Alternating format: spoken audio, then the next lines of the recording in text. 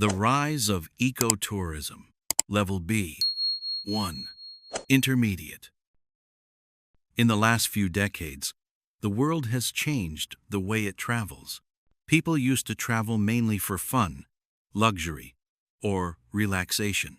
They wanted big hotels, exotic beaches, and famous landmarks. But now, more and more travelers are asking a different question. How can I travel without harming the planet? This question gave birth to something new and powerful: ecotourism. What is ecotourism? Ecotourism is not just about visiting nature. It's about protecting it. It's a way of traveling that focuses on sustainability, respect for local communities, and love for the environment. When people choose ecotourism, they want their visit to make a positive impact, not just on themselves, but also on the place they go to. For example, instead of staying in a big hotel that uses a lot of electricity and water, ecotourists often stay in small lodges built with natural materials. Instead of using plastic bottles, they bring reusable ones. Instead of riding in loud tour buses, they hike, bike, or use electric transport. Every small choice matters, because ecotourism is all about responsibility. How it started. The idea of ecotourism began in the late 20th century, when scientists and travelers started noticing how mass tourism was damaging the environment. Beaches were full of trash. Forests were cut down to build hotels. Even animals were suffering, for example, elephants used in rides or dolphins in tourist shows. Something had to change. At first, ecotourism was a small movement. Only a few travelers cared about it. But soon, more people began to realize that nature is not endless, and if we keep destroying it, there will be nothing left to see. By the 1992, ecotourism became a global trend. It was supported by organizations like the World Wildlife Fund and the United Nations, who encouraged governments to promote responsible travel. Why people love it. Ecotourism offers something special, a connection. When people travel this way, they feel closer to the world around them. They walk through forests and mountains, meet locals, and learn their traditions. They help protect endangered animals or plant trees. They see how powerful and fragile nature is, and that feeling often changes them forever. One traveler described her experience like this. When I stayed in a small eco-village in Costa Rica, I realized how simple life can be. The people there lived close to nature, used solar energy, and shared everything. I stopped thinking about Wi-Fi and started thinking about the sound of the forest. This is the essence of ecotourism. It's not about escaping life, but discovering a better way to live it. The global movement. Today, ecotourism is one of the fastest-growing parts of the travel industry. Countries like Costa Rica, New Zealand, Bhutan, and Iceland have built entire economies around sustainable travel. They limit the number of visitors in fragile areas, protect wildlife, and educate travelers about local ecosystems.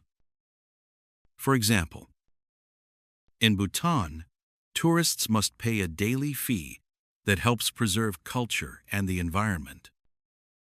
In Costa Rica, more than 25% of the land is protected as national parks.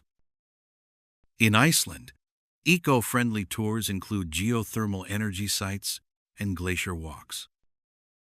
These examples show that protecting the planet and making money from tourism can work together if done wisely. The challenges behind the green image. Ecotourism sounds perfect in theory, travel that helps both people and the planet. But in reality, it's not always so simple. As the idea became popular, many businesses started using the word eco just to attract more customers. Hotels painted themselves green not with plants, but with marketing. This problem is called greenwashing. It means pretending to be environmentally friendly when, in fact, the actions are harmful or not enough. For example, a hotel may say it's eco-friendly because it asks guests to reuse towels, but at the same time, it cuts down trees to build a new swimming pool. Or a tour company might promote wildlife safaris but keep animals in cages for tourists to take photos. So, while ecotourism has noble goals, it also needs honesty, education, and clear rules. Real versus fake ecotourism. Let's imagine two travelers, Anna and Mark. Anna books a trip to a tropical island that claims to be eco. She arrives at a big resort with hundreds of rooms, bright lights, and a private beach where locals are not allowed. It looks beautiful, but the hotel wastes energy and builds on protected land. Mark, on the other hand, stays in a small wooden cabin run by a local family. They use solar panels, grow vegetables in their garden, and teach guests how to cook traditional food. They organize nature walks and donate part of the money to forest protection. Both travelers wanted an eco experience, but only one of them truly helped the environment.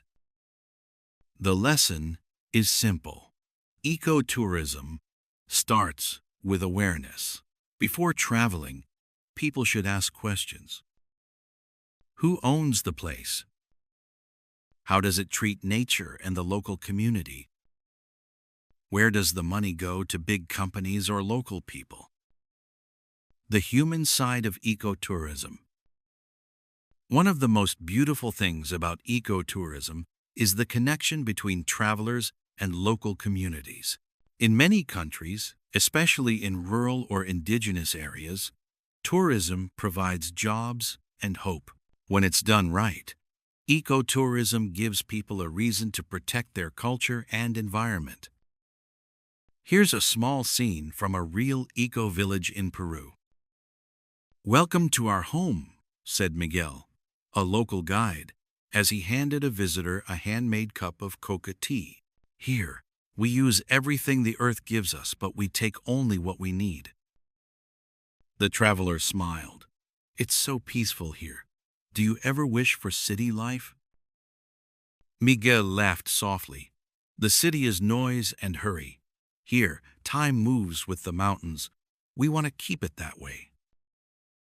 Moments like this show what ecotourism is really about: understanding and respect. It's not just about nature, but about learning how others live in balance with it. The power of small choices.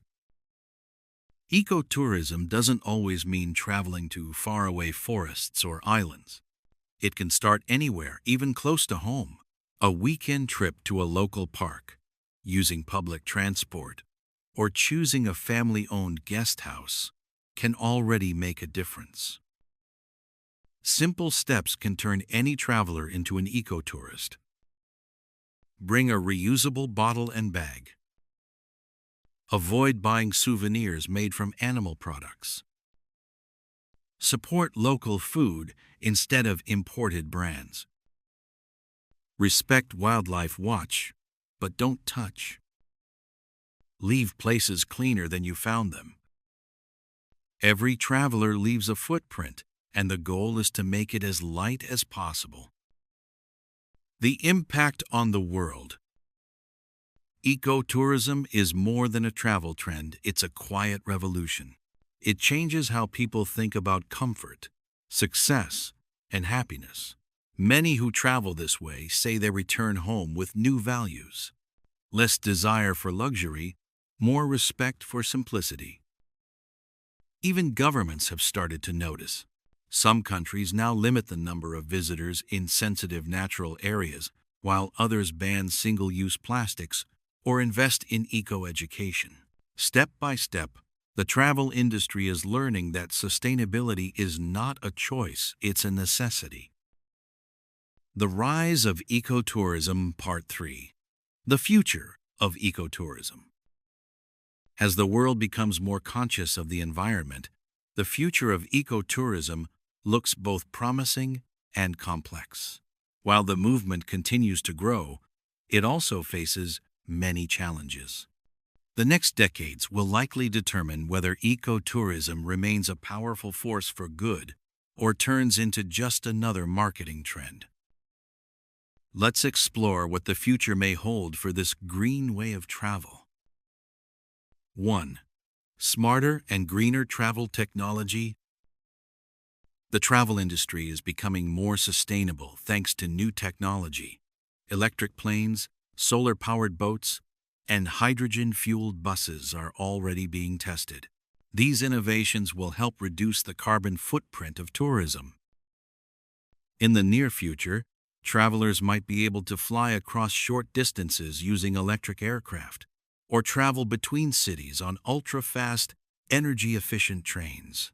This will make ecotourism even more accessible without harming the planet. Additionally, smart travel apps could help tourists plan environmentally friendly trips, showing eco-hotels, local restaurants with zero-waste policies, and community-run projects. 2. Regenerative tourism. Going beyond, do no harm. Ecotourism originally focused on minimizing damage to nature, but a new trend is growing: regenerative tourism. This idea goes beyond just protecting, it's about actively improving the places you visit. For example, tourists may help plant trees or restore coral reefs. Eco-lodges could donate part of their profits to local conservation efforts. Travelers might be encouraged to stay longer, travel slower, and spend more in small communities. Regenerative tourism asks travelers to leave destinations better than they found them, not just untouched. 3. Virtual and hybrid travel experiences. With the rise of virtual reality, VR, and augmented reality, AR, travel is entering a new era. Ecotourism may combine real experiences with digital ones, reducing the need for constant flights while still inspiring people to learn about nature. Imagine exploring the Amazon rainforest or the Great Barrier Reef through a high-quality VR headset before visiting in real life. Such experiences can educate travelers and help them make more responsible choices. Hybrid travel could also allow people to visit fragile ecosystems without causing harm. For example, observing endangered species virtually instead of disturbing them. 4. Community power and local voices. One of the most important trends for the future of ecotourism is the empowerment of local communities. In the past, tourism often meant outsiders making money, while locals saw little benefit. But ecotourism is changing that. Future projects are expected to be community-led, where locals manage the tours, control the profits, and make decisions about their environment. This approach builds stronger economies, protects culture, and ensures tourism doesn't destroy what makes a place special. Indigenous guides, local storytellers, and small business owners will play key roles in future ecotourism. Their knowledge, traditions, and respect for nature make every trip more meaningful. 5. The role of education and awareness. Ecotourism will continue to educate people about environmental issues. In the future, travel may become part of environmental education, not just entertainment. Tour operators may include short lessons about ecosystems, wildlife, or climate change. Children traveling with their families could learn through hands-on experiences, such as helping clean a beach or learning how recycling works in another country. Education is key to making ecotourism sustainable in the long term. When travelers understand the impact of their actions, they are more likely to protect the places they visit. 6. Challenges ahead. Of course, the path forward isn't easy. Ecotourism still faces major problems. Greenwashing, when companies pretend to be eco-friendly just for profit. Over-tourism. Even eco-friendly tourists can cause harm if too many visit one place. Costs. Sustainable travel options can be expensive, making them less accessible. To succeed, the ecotourism industry will need clear global standards, honest certification systems, and support from governments and international organizations. Travelers will also have to do their part by researching their destinations, supporting ethical companies, and respecting local cultures. 7. A vision for 2050. Travel that heals. By 2050, ecotourism could look very different. Flights might be carbon neutral, and hotels may generate their own clean energy. Popular tourist destinations could be managed by local cooperatives, ensuring fair distribution of income. Tourists might use eco-passports that track their environmental impact, rewarding sustainable behavior with discounts or free access to nature reserves. And most importantly, people will no longer see travel as an escape, but as a connection to the planet, to each other, and to themselves. 8. The heart of ecotourism. Respect and balance. No matter how advanced the technology becomes, the heart of ecotourism will remain the same: respect. Respect for nature, for people, and for the delicate balance between them. Ecotourism's future depends on our ability to keep this balance. If we can combine innovation with empathy, we may build a world where travel doesn't destroy, but heals. In the end, ecotourism is not just a style of travel, it's a philosophy. It reminds us that every choice matters: the way we move, where we stay, what we eat, and how we connect. The rise of ecotourism shows that people are ready to change, to travel lighter, slower, and with more purpose. And as more travelers embrace this mindset, ecotourism might just become not a niche, but the new normal.